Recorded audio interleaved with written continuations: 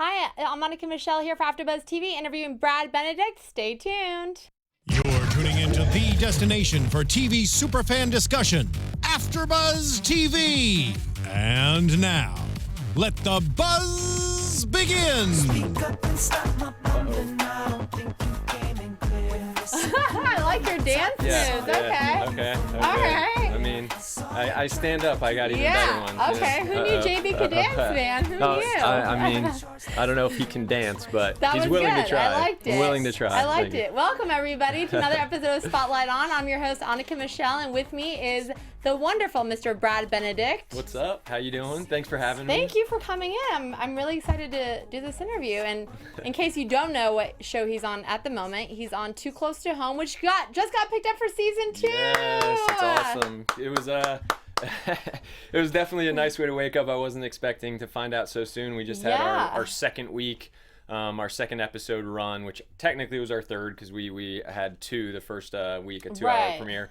But yeah, so it was exciting to wake up to that deadline article and see we'll get to go back for more. Yeah. So you find out the same way as like normal people. Oh, yeah. I mean like, you know. Nobody called me to tell me. My castmates were all on a chat group and somebody had sent it along. So I literally woke up to 50 messages, everybody excited and cheering. So we're all really tight and really happy and excited. Yeah, it's been congratulations. A blast. Thank you. I'm going to be 100% honest with you right now. Okay. Are you ready for this? Maybe. Okay. Well, that's always a scary way to introduce a question. It is a scary way, but this is like a good honesty. Okay. I'm not a huge fan of like dramas and like soap opera kind of things. Yeah. However, okay. I'm hooked. Nice. I'm not gonna lie to you. I'm like, what's going on? JB's got blood on his face in the lab. I need to know. Did he find the drug? What is happening? I have a million questions for you. Good. Well, that makes it easy. But I feel you. But you're definitely gonna get your fair share of drama on this show. Okay. So. I'm like hooked now because it's like, I feel like in the first episode we didn't really see how intertwined everyone is in the cast to each other. Like we find out in the second episode you're brothers with Brody. Right. Half brothers. Half brothers with Brody. You slept with 2 sisters. Like, you know what I mean? It's just like, it's so like in the family. It's just great. He kissed the other one. Like, it's like, what is going on right now? Yeah, I mean, I think I felt the same way. Week 2 was exciting because, you got to set everybody up in the first episode. Right. And just kind of get to know each character. But now that we're really starting to get into the story and really get to see a little bit deeper into their lives. And now that you know who the characters are and can actually start to just go down this path with them, it's fun. As for me, I'm trying not to go back and read my scripts because I kind of forgot what happened at this point. Right. And I don't really know what comes with every episode, so I'm tempted to go back and do I have good scenes this week? But yeah, so it's fun to kind of watch as I go and be surprised. And this last week, the end of the episode, I had a blast. It was really intense. I got some brains in the face. If you haven't seen it, you got to go check it out. But so I was really stoked to see that scene because I remember shooting it and it was a lot of fun. And that was the first time I had been around a gunshot on camera before. And the blood just came splatting on your face. It was just like, oh my gosh, he's like not even, and you're just staring there and like this guy is just dead. Yeah. Oh. What do you think? What do you think the blood was made out of? Okay. The brains, the guts, the brains, I guess is what I should say. I'm gonna say something edible. Nice. Like maybe, I'm impressed so maybe far. like a Jello kind of material, like a Jello or like the silly. What kind of like Jello sort of material do you maybe have at Thanksgiving dinner? Like it's sweet and it's like sometimes it's out of a can, but if you're like cranberry sauce, okay. Yeah. I think that's what it was. At first we did makeup and shot the stuff in the bathroom, and so that was just fake blood or whatever. Right. And then for the brain shot, it gets kind of by an air gun essentially gets splattered into my face. And I didn't expect it, and you're just like, oh, that's tasty, good, yeah. and stains your skin. I think I showered 3 times that day within an hour and a half while we were on set. It was my crazy day. I shot like 13 different setups. Wow. But yeah, so it was fun. It was a new experience for me, and I loved it. That's so cool. I just like working. It's fun. It's fun to be on set. I mean, there's a lot of actors, I'm sure, as you know, in LA, and a lot that are not working. So it's always great when you do have the opportunity to work, and you now have more because you got picked up for season 2. Yeah. I have to know because could tell some of it is like a set, and I could tell some of it is not. But like, where'd you guys shoot it? That's the cool part. So Tyler Perry just moved into a place called Fort McPherson.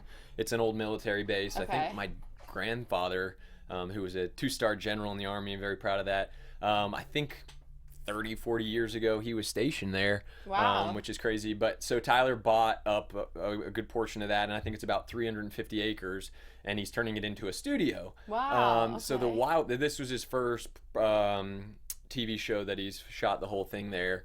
And the coolest part is it's about, well, like I said, about 350 acres, but we have hills, we have little streams, we have forests, we have, the trailer park where we shoot is fully functional, built from the ground up. Wow. They built a trailer park. The town, or the farmhouse where Brody lives, was not even there a day before we arrived. We got there, it was just the wood structure. That's and in crazy. 2 weeks time they built it fully inside. It was beautiful. And yeah. So essentially they're building everything from the ground up, fully functional.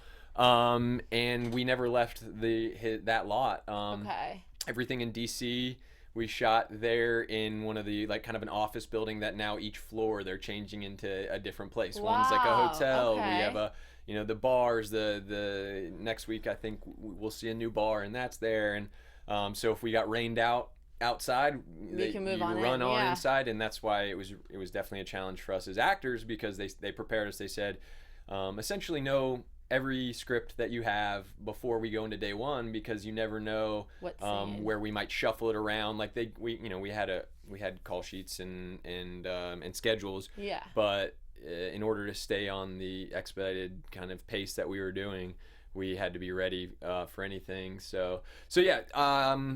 There's really no outside conditions to worry about. Everything was controlled other than the weather, as opposed to if you're shooting on the streets of LA and right, you never have know. Cops blocking off streets Yeah. and traffic and this People and that. just like waving, trying to get you on camera. It's like, what are you doing? Yeah, so it was cool. So we were able to just zip through it and at a really great fast pace and it's cool. It's going to be an amazing thing. I think there's a plan to build out the studios. They're building a kind of our backlot. So yeah. They had the streets in, and I believe they're now going to start building a neighborhood cul-de-sac. So everything you'll see, the Desperate Housewives lot is shot here on a studio, where we're going to have our version of that. Of that over there. It's amazing. But we'll also have lakes and rivers and anything. So it's like any project you could imagine is capable of being shot there. That's crazy. So it was cool. I mean, we had a snake wrangler. Wow. Who I think found like 50, rattlesnakes or something. When the rains would come, they come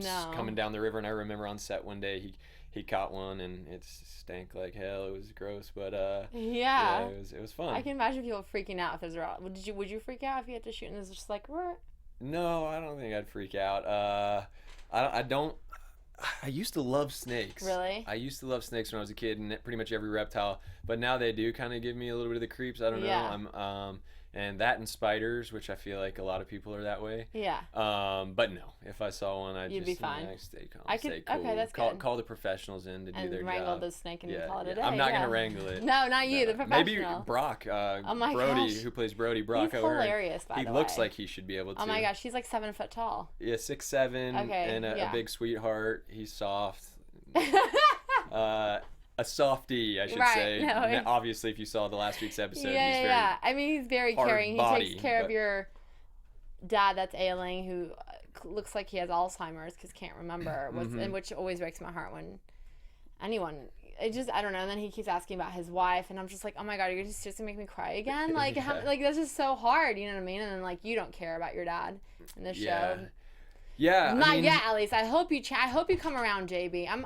I'm rooting for you to come around. So Alpha, who plays Dr. Allen, right. is my essentially adopted father.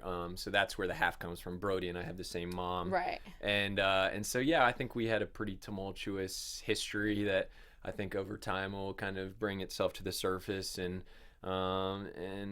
yeah, a lot of people don't have a lot of love for JB right now, and that's understandable, but you definitely see humans in the real world who have a lot that went on in their early family life with their parents and adopted parents and different family structures, and that can affect you even into an adulthood. So I feel like that's a big piece of what makes JB who he is, and I can't wait myself to see how that's explored, and hopefully be able to peel off those layers and show people that whether he's a good or bad guy, I don't know the answer, but that he's complex and that there's more going on than just kind of bad decisions and some violent actions. I mean, I feel like you have your moments you've kind of showed in like these 2 episodes, because you're helping Bonnie take care of her sister's kids.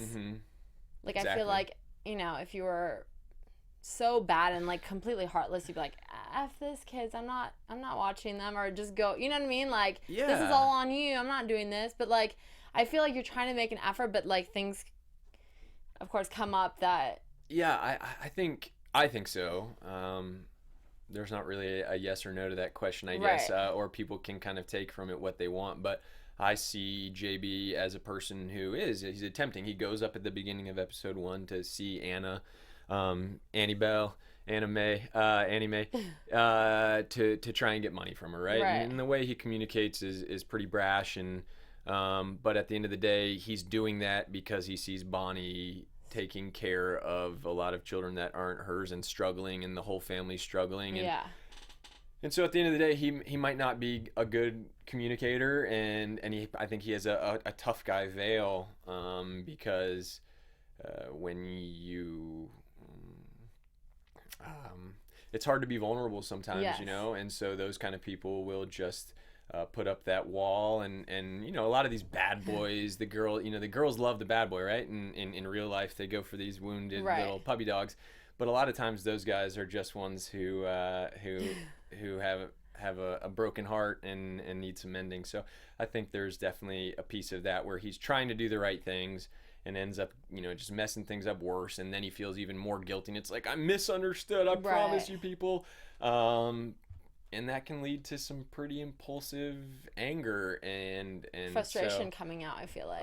So I'm hoping there's a forgiveness aspect to this story. I have no idea where it's going to go, but I definitely hope there is, because I like those stories, because I've seen a lot of people really close to me in real life who had made mistakes, myself included. But as long as you didn't hurt anybody, then hopefully you can always come back from those and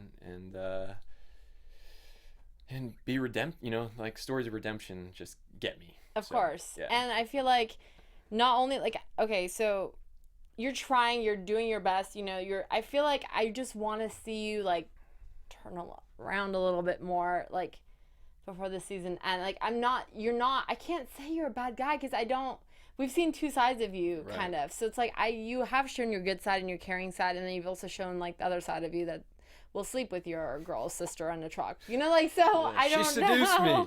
I don't know. Very easily. Yeah, very easily. There was no fighting off on that moment. But, but I don't know. I just feel like I just want your character to like come around. I want you and Brody to mend before anything happens to your dad.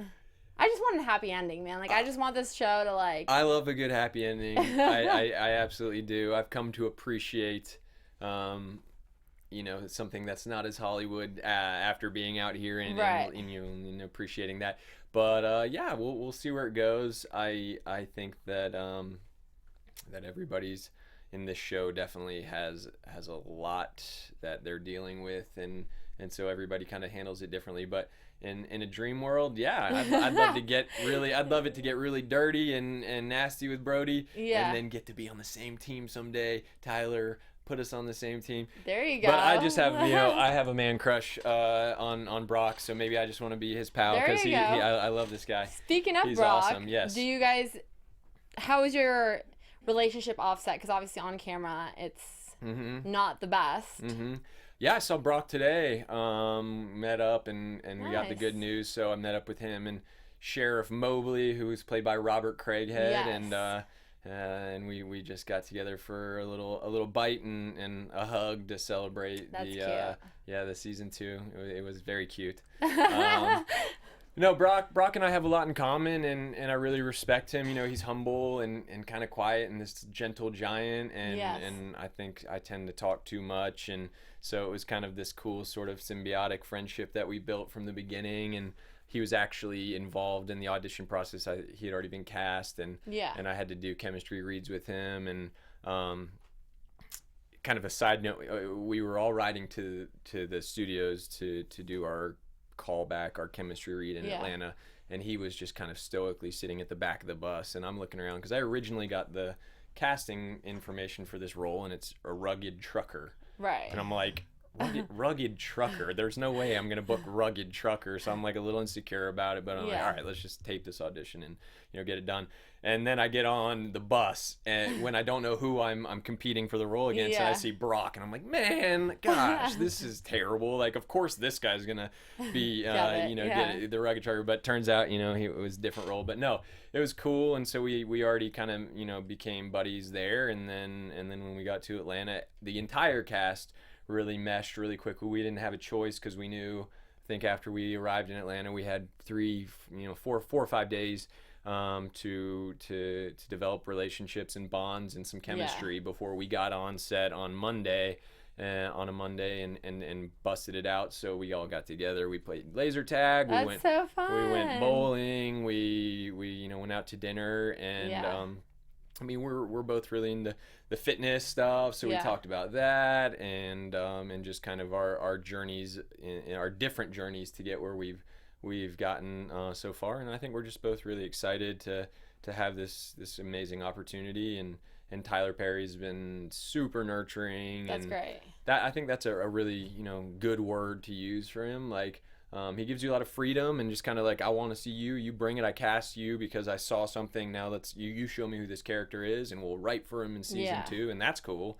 But also, he's calm and commands a lot of respect, and so it was cool. Everybody really got along, and the whole crew was super harmonious. It was fun. That's great, because not all turn out like that, which I'm sure maybe you've experienced in your life. But absolutely.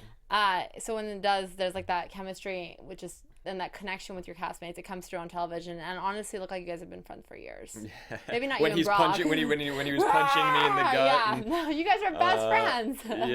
No, I mean, just like all of you guys, Yeah, I don't even want to say it because you're gonna be like, yeah, everybody says that, but we've all kind of agreed that this is the most harmonious set that we've been on, and such a good mesh cast. Granted, we're only one season in, and we shot so fast that probably helps. That's probably one benefit. We shot 8 episodes in 2 weeks and 8 shooting days, which is nuts. But maybe that helps to not get on each other's nerves, and it's still fun. If you're there for 8 months or 6 months or whatever, then maybe things could get a little bit more challenging. Crazy, but yeah. And not everyone does say that, so a lot of people just kind of avoid that question. Just avoid the question. No, it was I couldn't. Yeah, I feel so lucky because you just to have 12, 13, 14 brand new friends, and great. And they're all here in LA with you? Not everybody. We have several people up in New York. Charlie Justo, Justin Gabriel, who also auditioned for my role, and he's a recurring guest star. Super awesome guys. Alpha Everett's in Atlanta. Annie Thrash is in Atlanta. So it's Atlanta, New York, and Los Angeles. And a majority of us are here. So well, at least you get to bond with the ones that are here and see more often. Yeah. That's great. We all got together the first 2 weeks, everybody who was out here, and live tweeted and watched the episodes together at Danielle Savre's house, who plays Annie, who's our lead, and so that's been fun and new. I've never been much of a tweeter. Yeah, we were talking about that earlier. On Twitter, but I feel like it's more fun when you're with friends and like, hey guys, we're doing this together. What are you tweeting? What are they telling you? And people are responding. Yeah, it was cool. I think it was a good way to get people engaged, and it's fun as an actor to see people like into the characters and into the show. So for me, it was just a blast. But definitely don't pay attention to the show as much. So then I'll watch the East Coast feed there, and then get with my intimate friends and sit in my couch and get cozy and watch the West Coast feed. I like it. Yeah. That's awesome. Do you have like a favorite person you like to shoot scenes with? I mean, everybody has been really great. I'm trying to think of everybody I got to shoot scenes with, but Brooke Ann Smith plays Shelby on the show, and we've had a lot of fun. I think just because we're two of the biggest kind of screw ups. Our characters are very colorful, and so I've loved shooting a scene with everybody because it's different. It's like a different flavor ice cream, you know. You get a little different taste. And yeah, I don't know where that came from, but you know, you don't want to have vanilla ice cream every night of the week. No, you don't. But yeah, I mean, I think those were pretty cool. My audition scene was a scene with Shelby. It was the first scene I had with her where she's laying on the couch and I come in and kind of wake her up, and so that already was a familiarity kind of thing there. But yeah, it's been a blast with everybody, but I like that we can get down and dirty and make bad decisions and get each other in trouble. Yeah, so, that's good. Yeah, bad decisions are sometimes fun. Bad decisions are always fun in the moment. Yeah, that's the key word right there, in the moment. Not when you have to think about the consequences later, but in the moment. Right, exactly. They're always a good choice. It's good. People deserve to have some fun, and very true. And then you go, you know, fun, make a mistake, learn a lesson, be a little bit better. Yeah, and then you know, make another mistake somewhere. Yeah, Oopsie, it's okay. Do you because this is a serious show, and obviously you said you were like there for a short amount of time, but do you guys like lighten up the mood a bit and like play pranks on each other on set? Do you like I don't know what pranks you would do. Oh man, I'm sure we did. I'm trying to think. I mean, it was light. The whole thing was light. Yeah. Was a light set just because everybody was fun and happy, and so it makes it when everybody's getting along, it's easy to stay light. But I mean, when I was on set, I was definitely having to try and stay focused. I kind of felt like I was hanging by a thread a lot of times because I just had a lot of material and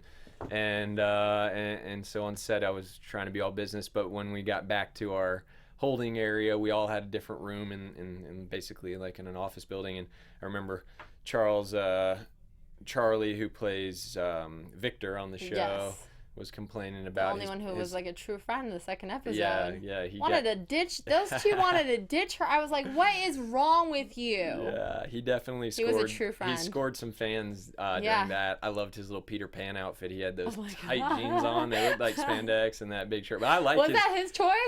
I don't know. You can out it. It's okay. I like the style that he had. I mean, I had to grow into like appreciating JB's, you know, the leather vest and all that, and I kind of dug the Metro thing that some of the people, the Washington D.C. crew got to wear. But you know, and so Tyler, you know, heard him complaining, and the next day he shows up and brought him a comfy mattress to put on his bed. So yeah, everybody teases, and it was although we were down to business, it was definitely always light and a good time. And that's great. Yeah, I can't wait to go back for more. It's getting me excited. Yeah, when do you go back? That's home for me too. I stayed in my sister's condo. She had just bought a condo in Midtown Georgia, which Midtown Atlanta, which is amazing, by the way. I'm from Atlanta. Right. I remember you played at college. You played college out there. Yeah, I played some college out in Georgia. College tennis out there. Yeah, that's what I meant to say. Which I'd love to chat about, but with Atlanta, the funny thing is I was 18 and I never really went, you know, I grew up in the suburbs in Norcross, Georgia is the name, and you know, I'm not driving all that much into the city, so I never really learned Atlanta that well, and I'm just like, oh, Atlanta, whatever. And then I went to the University of Georgia, played tennis there, got my degree, finance degree that I'm not using, but had some great teachers and professors I learned a lot from. Anyways, and then a month after graduating, I moved to LA. So I never really experienced Atlanta, and my sister lives right by Piedmont Park, and when I got there, I walked through the park. Uncle's courts are called Piedmont Tennis Club. Oh, nice. I walked through the park, and there was so much energy, so many cool restaurants. It's really hip, and so I dug it, dug being there, and I missed my big family vacation, which was sad. We go to this ranch in Montana, and it's my favorite place in the world, and we had like 50 family members for 4 years planned. Crimea River, right? But at least it was a very good reason as to why you couldn't go. Exactly. It was a very good reason. No, it was the best reason that I could ever have come up with. So so it was nice to get to go home. It was kind of the ultimate dream. Get a show, a TV show, and somehow get to go back to Atlanta for some work. So I have an excuse to be near my family. I'm the youngest of 4 and have four nephews, little boys. Are you the only boy? My brother, I have an older brother, Okay. and then 2 sisters in the middle, And you. and then me. So yeah, Look at that. it's nice to be the youngest. The baby gets everything. Well, I learned a lot. I learned Yeah. a lot from my siblings. We're all really tight. That's good. But I like being the youngest. Yeah, I'm sure it has its perks. Because everyone's like, oh, it's the baby, and they'll let you get away with everything. Yeah, I was naughty. I was like a naughty little kid. I got into a lot of trouble. Did you? And, yeah. I feel like that probably hasn't changed. I'm still naughty. Yeah, still mischievous. Yeah. In different ways now. But They cause trouble. I don't know. Do I? I think I do. I just I don't realize it. I'm not causing trouble. You're just being doing you. my thing. Yeah. Going back to you playing tennis in college, which I told you earlier, he played with my cousin's. Well, he's famous now, John Eisner. Yes. Partner, who's now like freaking a tennis huge champ. Yeah, John. And like 10 foot tall. Like my God, you and like giant people, I think. Have a thing. Yeah. I've always wanted to be giant. My brother's 6'4". Really? And well, you're pretty tall. massive. You're not short. I wouldn't say that. I'm a little over 6 feet, Yeah. but I'm definitely not Thor-esque or Tarzan-esque or whatever like these guys. But yeah, I played tennis at the University of Georgia. I walked on the team there, and my dad was in the tennis business, and so I was playing since a little kid, and that was sort of my path, and it actually limited me in college. I ended up not doing any shows. I did one play in high school. Wow. I did Bye Bye Birdie. I was singing Albert that now. and spread sunshine all over the place. I sang Rosie's song just the other day. Oh, no way. We should have come in with that. What was up with that? Now my life is rosy. There you go. That's awesome. That's one of my favorites. Yeah, so I did that show. I played Albert, Conrad's manager, and it was Yes. cool. But I had to get back to the tennis because I was trying to get a scholarship, and I ended up playing at Georgia, and John was on my team for 3 years, and he's at the U.S. Open right now. I'm hoping I get to go this weekend. Go do it. You can do it. To try and cheer him on. He had a big challenge. He was down, I think, 2 sets to love. In the first round the other day to another American. He came back, and we texted. So got to congratulate him, and I usually see him every year out in Palm Springs, Indian Wells. They have a huge tennis tournament. So every year since we graduated, I've seen him at least once there. But John has been the #1 American professional tennis player for, I think, about the past 3 or 4 years now.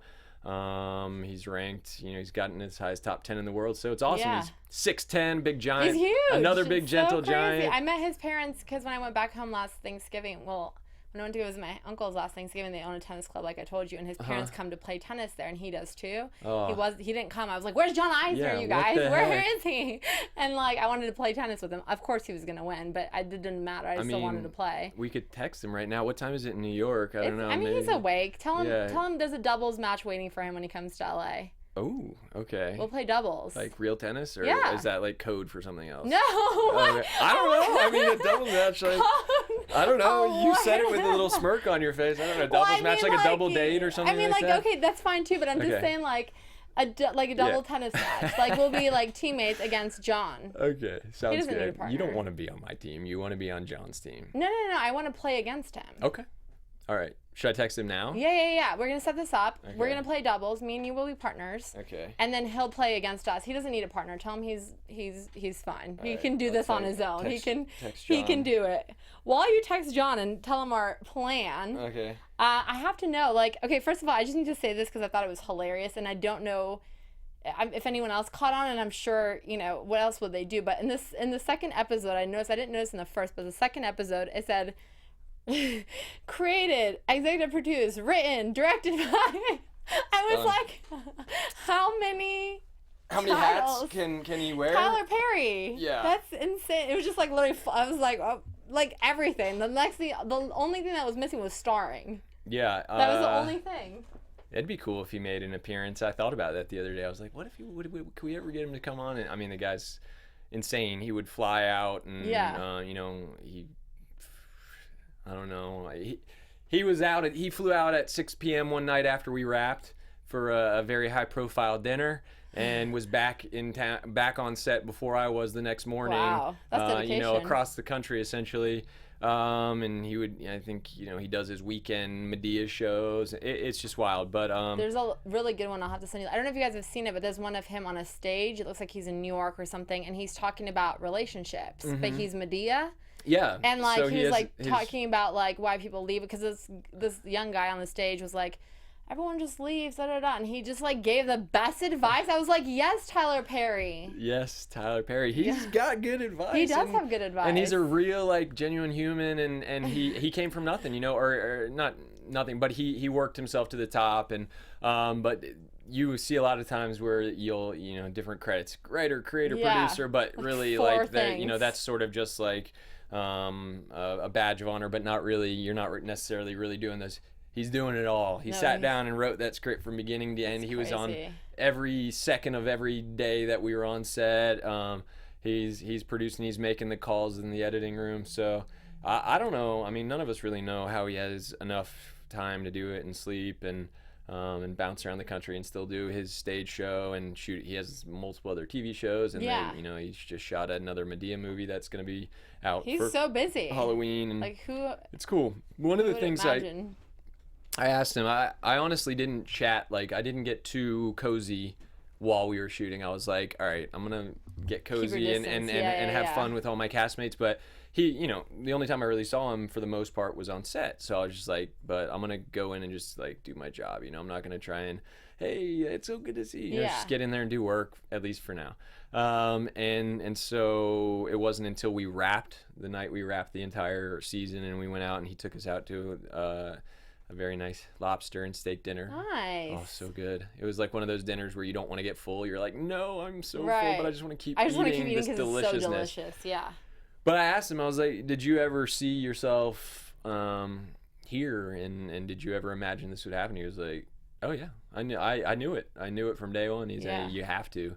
And it's true. And I believe that he meant that, and I definitely took that with me, and would preach that to my friends now, because you know, there's no other way to do it. I don't think. You got to know it's going to happen and believe it and just put in the work, and it keeps you positive too, because you know you're just on your way, and so it was cool. It really inspired me a lot to hear that, and also I love that he gives opportunities to people that are kind of their first big, you know, opportunity. Right. There's a couple people on the show who've had series before or worked quite a bit, but myself, I had never done more than one episode of a show before. But you've done a lot of one episodes. I've done a lot of one episodes. You've done a lot of one episodes. Some people can't even get one. You know what I mean? Yeah, I've done a lot of guest stars and stuff, but it's such a challenge to get people to try, you know, these people, the shot callers, and say, look, I can do it. I promise you can count on me. And he watches your audition, and he sees you in person, and he takes it at face value, and he's like, I believe in you, let's go do it, and he puts you in a position to succeed when you're on set. So for me, it's just really grateful. I believe that you know, I'm a better person from the experience. So. Yeah, that's great. And fortunate. You've also kind of segueing back to tennis for a second, you've also like hosted a tennis show on the tennis channel, Fit to Hit. Yeah. Oh, I watched. No way. Oh, I watched with John Eisner. You went to the gym. You all did the bike together. Like, I'm a dedicated. I do my research here. I like that you prove yourself. You're like, you don't just tell me you watch. You actually give me. No, he did the TheraBand around the knees. Y'all did the bike for a 5-minute warm up. He's like, I gotta break a little sweat, and you're like on there talking to him as you guys are doing. I fully watched that episode. No, I'm telling you definitely did. Yeah, that was actually a really great experience. I had never hosted a show, but I had also never carried a show.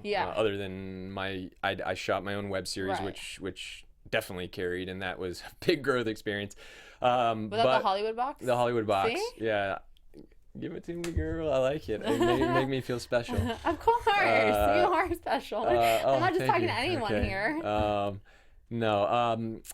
But yeah, so I hosted a show called Fit to Hit. It was all about kind of fitness and how you can get yourself fit for tennis and cross-train and different methods. So it was really kind of bringing two of my passions together. I'd coached CrossFit classes for about 5 years and side job working in the fitness industry, and I'm big into nutrition and things like that. And then tennis. I was kind of my life until I got out of college. and it came out of nowhere. I think it was one of my few tweets. I was trying to produce, my buddy and I were trying to get a tennis movie off the ground a couple years ago, and I think I tweeted, Tennis Channel, like, check out our trailer, and which we're still trying to get off the ground, and it's a great concept.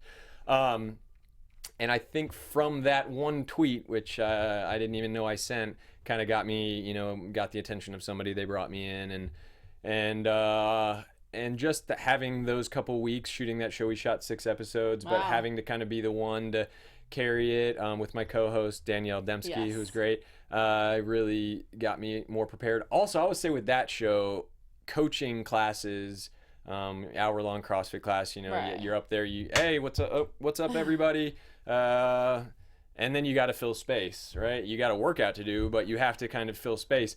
And if I hadn't been doing that for years, I don't know that I think I would have fallen flat on my face, like trying to host a show. But it's not as easy as it seems. No, it's a challenge. I was just desperate for scripted material after that. You're like, someone give me something. I didn't realize how much of a lifeline a script is, and a script is also challenging because you're like, oh, like what is the writer really trying to say here? But when you're like, okay, hey Vince Van Patten, like let's talk for 30 minutes and make it interesting. Once you get in there, it's not hard, but going into those interviews, I was always like a little bit nervous, just like I don't know where this is gonna go. It's very much just kind of wandering into the unknown, but it was a great experience. Sherry Peters was our producer and director and creator of the show, and I definitely say big thanks to her because she was like a mother figure, and she took a chance on me as well, and that experience kind of, it's just one thing leads to another. Activity breeds activity. It's true. Some of my reps weren't so sure it was the best idea, and I was like, no, I want to do this. I want to work. I want to just be involved, and it's true, the things that you love. Like, why wouldn't you? I mean, I get what they're saying in a way, but I honestly, it's like, look, that didn't stop you from getting this. Maybe it even launched it even further because they see like, oh, look, this guy's fit. Look at what he can do. Yeah. It kind of ironically. I found out that Fit to Hit, the Tennis Channel just had a shake-up. They were bought by another company, and so that whole kind of programming department got wiped out temporarily. I don't actually know all the details, but anyway, so our show didn't go the next season that we were planning on doing, and slowly you're not working, and you're like, man. Now it's even worse. Like, I really wish we had, because right now it's May. We would be shooting these episodes, and something happens. Funny thing is, though, if we had done a season 2 of Fit to Hit, it would have been taping around the time that all this came about with Too Close to Home, and that opportunity probably would have been wiped off the table. So it's just so wild how you never know how everything's going to shake out. Everything happens for a reason. Yeah, stay positive. You have to stay positive. Keep working hard, and I mean, if you really truly like what you're doing and have passion, then don't be too hard on yourself, and just always try to get a little better and stay curious. That's very good advice. I sound so cheesy. No, you don't. It's very true. I mean it though. No, it's very true. I 100% agree with you because if you let the no's get to you, which by the way, if you watching wherever you're watching and you think that we don't get rejected on a daily, not daily, I don't know, but I mean like, if you go to auditions and you're not going to book everything you go to, and it gets to you, obviously, it's hard. Or like you read comments online or whatever it may be, it's just like you have to just like, no, this is what I want to do. I'm going to keep pushing. I'm going to get better. I'm going to fix whatever I need to do, and like just go for it. But a lot of people, I think, stop. Like they get, didn't get one audition call back that they want. They like stop, and then it's like, well, you can't stop. Like there's so many great people that have just literally failed. Yeah. Hundreds of times. And if they hadn't kept going, we wouldn't have had Lucille Ball. We wouldn't have had Walt Disney World. Like, you know what I mean? Like, these huge people failed, like, millions of times. All the greats, I mean, that's something that they all have in common for the most part, is the greats, whether it's in sports or entertainment or, who knows, even business, literature, anything. Business, exactly. Inventing. Everybody fails numerous times, and I think that's the kind of the people who come out on top are the ones who can pick themselves back up. It's sort of like I was saying. That's why I love these stories of redemption or forgiveness, whatever it is. It's always the stories where somebody gets knocked down and has the guts to say, "All right, like that happened, but I'm okay. Let's hang in there. Let's keep working." And not everybody's as lucky. I feel like I have a really strong support base with my family and my friends. So definitely, you know, in my team plays a big role into it. But at the same time, yeah, just like I think, you know, you just gotta trust yourself, believe in yourself. You have to, because if you don't, and you just give up after 1 or 2 or 3 rejections, that's it.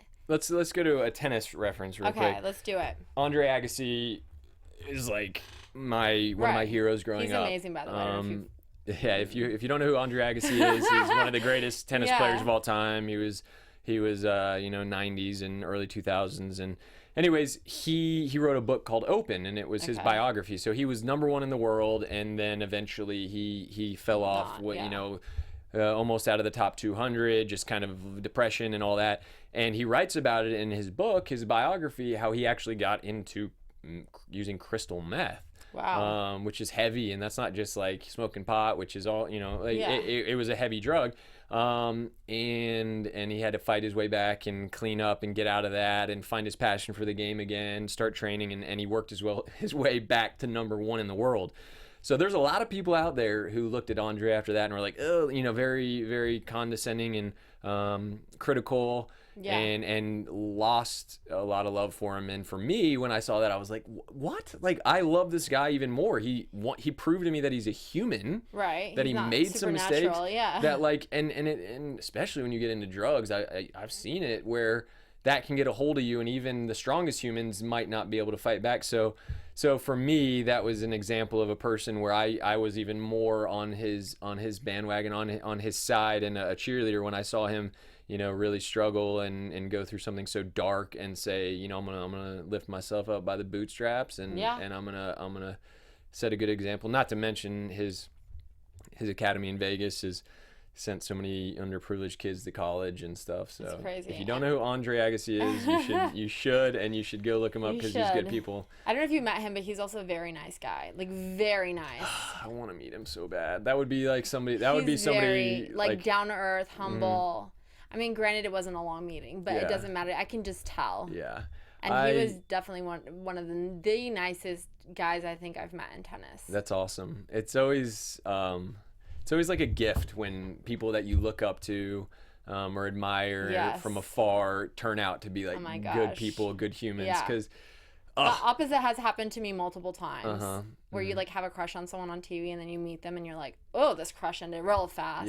Yeah. But exactly. I mean, I know you don't have a crush. Or maybe you hate a guy on TV and then you meet him in person. And you're like, oh, you're a nice guy. Come on. Well, I always thought you were a nice guy. All these Twitter people talking so bad about JB, but that's one thing I'm learning.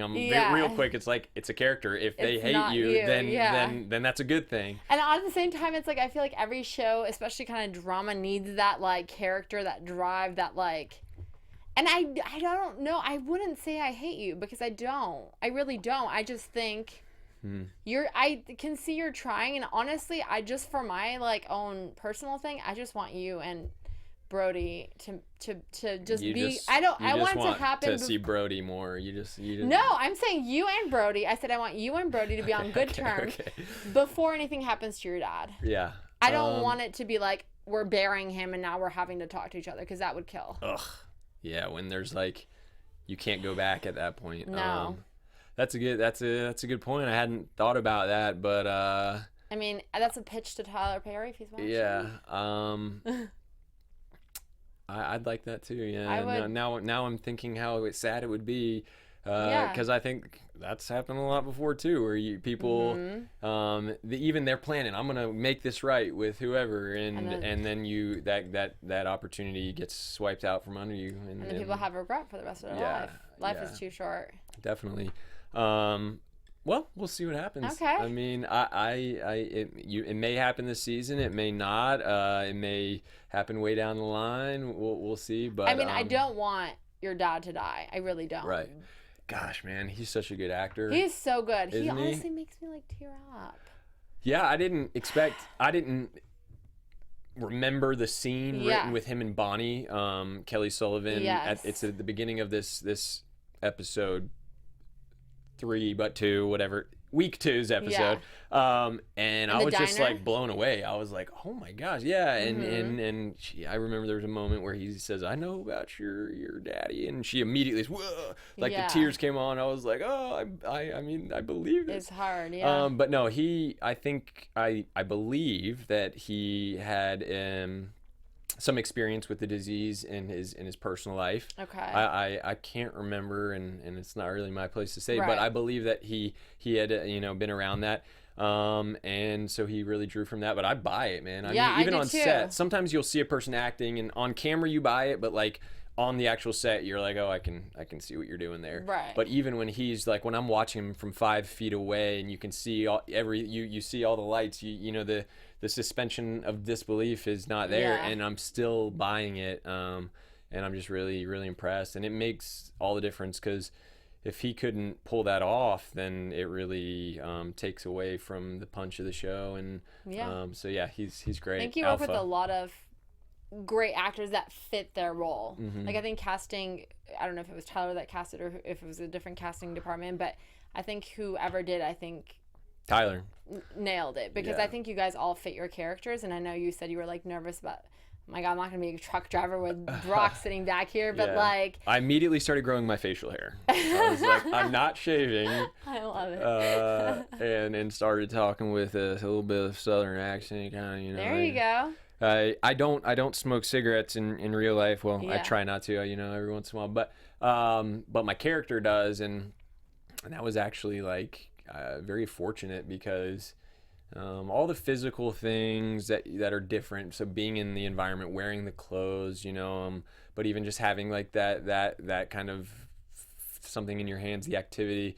Was just, it all kind of puts you in a different mindset. And what was cool is I'd never really used an accent before. Yeah.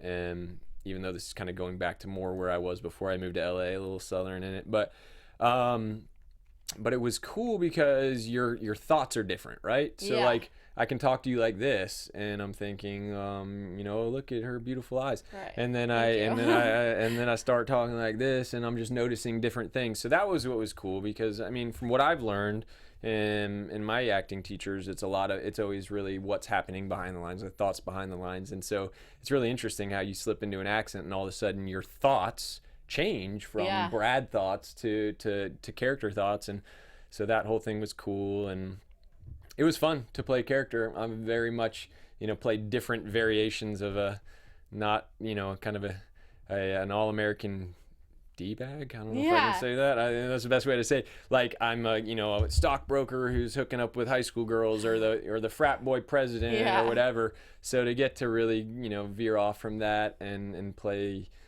a character and an antagonistic kind of character is really cool. Do you like this more, that you would say, than like, okay, so okay, this is a 2-part question. Here's the first part. Okay. Comedy or drama that you like to play yourself? Yeah. I'm just still working on the comedy thing. Okay.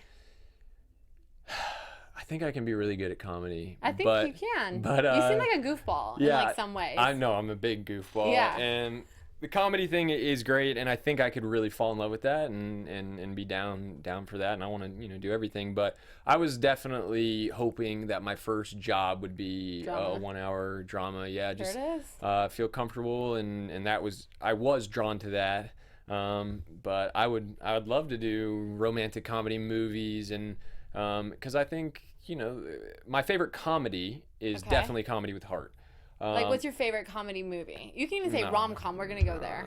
Let's just do it. Okay, I can't. With you ask me my favorite band or my favorite food, because I don't make good. I'm not a decision maker. You know, I'm wishy-washy. It's okay. Just pick like the top 2. You don't have to say your all-time favorite.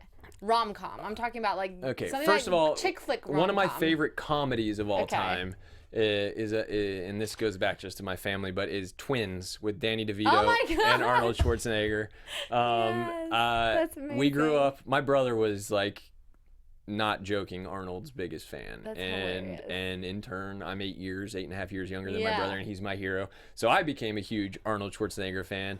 So that's one of my all-time favorite comedies, and it's just great. And he did a lot of good ones. But I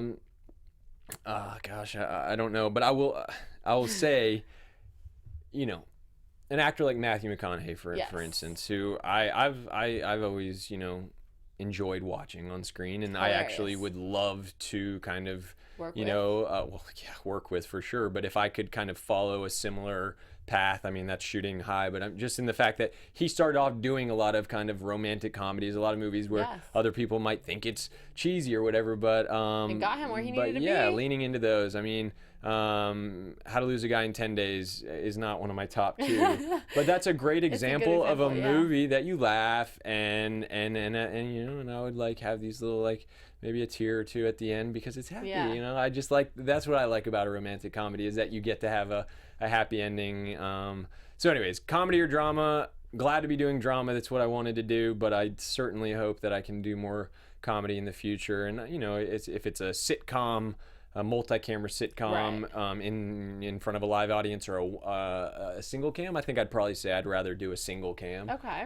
Where it's a little bit closer, a little less out there, and the jokes are a little bit more. It's a bit more intimate. Yeah. It's just like, it's not quite as wacky. It's not quite as like, Yeah. Okay, so that's the first part. Okay. The second part, which I think you briefly kind of touched upon, but I'm still gonna ask. Okay. Hosting or acting? Acting. Okay. Yeah, for sure. So if someone said, let's just hypothetically speak, Too Close to Home wraps season 2. We don't know if they're coming back for season 3. Someone offers you like an amazing hosting gig, but it will take up the rest of, you're on like a 4-year contract. Would you take it? You cannot do any acting gigs, but this is like, you're not even, financial struggles are no more. 4 years. Yeah. You know, I don't know the answer to that question. It's actually possible that I would take it, you know, just in the sense of like, I don't want to overthink things too much. Like, if it was a job that I actually want, that I respect, like if it was an adventure job where I got to travel around the world and do crazy things and jump out of planes and play with wild animals and things like that, and meet really interesting people. Like a good example of a show I really love is River Monsters. Okay. And I think it's so cool, not only because I love fishing and just like that aspect of it. Jeremy Wade is the host of that show. But he's with all these different cultures around the world, little villages in the Amazon, you know, and things like that. So something like that would really intrigue me, because at the end of the day, the acting's awesome and I love it and I'm so grateful and it's what I want to do. But I think a part of why I want to do it is so that I can afford the opportunity to go and see the world and really, I don't want to sound cliche, but even just moving from Atlanta to LA made me aware of how like being exposed to different cultures just like really your scope is just so much larger. And I changed a lot when I moved to LA in a good way, I think. Okay. You know, I was just more, as long as it's a good way and not absolutely negative, because a lot of people change in the negative way. No, I was not. I don't think I was, you know, standoffish or closed-minded to any group of friends. I was actually lucky that half of my college tennis team was foreign. You know, we had Mexican, we had Australian, Slovenian, Argentinian, like everybody, Americans. But it got me exposed to like, wow, there's not one right way to live life. And then when I moved to LA, I was like, okay, you're gay, you're black, you're tatted up, you're pierced, you're this. And I was like, my group back home didn't look like you and didn't sound like you, but I love you guys. You're all so awesome. So that was like a moment. I remember I was at the gym with these people that I worked with, and I had that kind of realization. I was like, this is really cool. So anyways, such a diverse group. Yeah, just a diverse group, and where you take a little bit from everybody, and you're like, oh, I thought that the right way to live life was to like work really hard and get a high paying job in like Wall Street and all this. Yeah. And when you that's just not accurate, you know. That's a great way if that's what you choose, but it's not the way you have to go about it. So a high-paying hosting gig for 4 years that took me away from acting. I would very much not want to be put in that situation, because I'm so happy doing what I'm doing. But I wouldn't be closed off to it, just because I think, you know, to kind of have that, this is what I have to be doing, and not kind of allow for an audible in life that's not a very fun way to live. I want to just kind of be surprised, and you know, whatever, I go work for 4 years and I come back, I certainly would be more, you know, prepared to take on whatever job take on into the next one. Yeah, exactly. So when you're not working, what do you like to do to on your spare time, free time? What do Yeah. you? It's Saturday. Try and find work. Saturday with Brad. What goes on? There's no shoot happening. Yeah. It's pretty wide ranging, but I've been playing guitar since I was 11 years old, and nice. And so I've always been like maybe my biggest dream in life would be to be a country music star. Oh my gosh, can you sing a little bit for us? What? If I had my guitar, I would certainly sing. If we come on together again, I'll bring my guitar and I'll do like an done. You said it on air, so you can't go back on your promise. No, that I'll do it. Here, let's shake on it for you. You guys saw it here live. He's gonna do it. I'll do it. I would love to do that, and it would actually my guitar teacher, producer, one of my best friends would love it because he's been trying to get me to play a gig since 2009, but it's like my biggest fear. So I would definitely be scared, but anyway, so write and sing and play music, and I'm really hoping someday I get to use the music in a role, and who knows. And I'm hoping you come back to be able to do that. Yeah. That would be awesome. I'm holding you to it. Definitely there would be some fitness there. Yeah. And that's just like one of those, it's kind of like my drug for sure. Right. It helps you feel better 100%. Yeah, it gets my mind and my spirit and my mind right. And so whether that's, doing a workout at the CrossFit gym or going and riding 40 miles up the Strand or something like that on a bike, which I actually have never done, so I don't know why I just said that, but like I'd be down to do it. 40 miles. Yeah. I was like, 40 miles? What in the world? I want to do more scuba diving. Yeah, that's fun. Oh my gosh, that is so much fun. I'm super, super passionate about the oceans and the reefs, and actually sharks are kind of like a thing. It's a joke. My family calls me Uncle Shark. That's cute. My nephews call me Sharky, whatever. So when I go home, it's like, shark's coming. Because there was another Uncle Brad. My brother-in-law's brother is Brad as well. Okay. And I had an uncle growing up that loved snakes, and he wanted to be Uncle Snake. And so it was a joke one year at the beach. I was like, I want to be Uncle Shark, and it just caught on, and that was about 8 years ago. So I'd like to get into shark conservation and just the conservation of ocean, but coral reef conservation someday. And so when I was watching Shark Week, and I remember seeing Paul Walker, I think last year on there, and he was out with one of the expeditions. It just breaks my heart because he's actually a guy, in Hollywood that sounded like, from everybody who had a personal experience, he was just like really good people. And anyways, but he was out there on the boat, and so one of my dreams is to somehow be invited to be a part of Shark Week someday. I can see you doing that. Yeah, go do some research, and that'd be awesome. Be a part of the solution. Yeah. So. Yeah. That's great. Mm-hmm. Well, thank you so much for stopping by. Thank you. This was a blast. This is my first on-camera, first in-person interview. Yeah, that's amazing. Got it done. And I'm gonna come back and play. He's coming back, y'all. He said it, and he's gonna do it. Play some country music for you. Yes, I'm waiting. So, I'm waiting. It's gonna be awesome. Rock and roll. Well, before we go, can you just look in the camera and tell everyone where they can find you, like social media-wise, not your home address? Yeah. You can find me at this camera right here. I think. That camera. That one. Why would I look at your camera?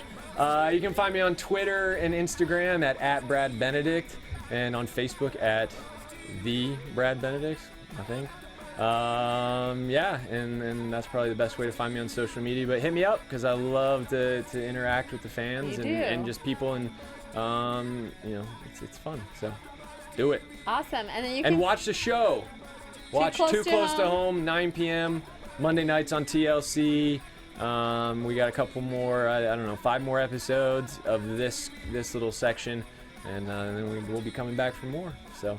Perfect. All right. And then you can find me on my Instagram and Twitter at Annika Michelle 1, and my website, AnnikaMichelle.com. Thanks for watching. Nice. Thank you, guys. From executive producers Maria Menounos, Kevin Undergaro, Phil Svitek, and the entire AfterBuzz TV staff, we would like to thank you for listening to the AfterBuzz TV network. To watch or listen to other after shows and post comments or questions, be sure to visit AfterBuzzTV.com. I'm Sir Richard Wentworth, and this has been a presentation of AfterBuzz TV. Buzz you later. Buzz you later. Oh, can we do it? The views expressed herein are those of the hosts only and do not necessarily reflect the views of AfterBuzz TV or its owners or principals.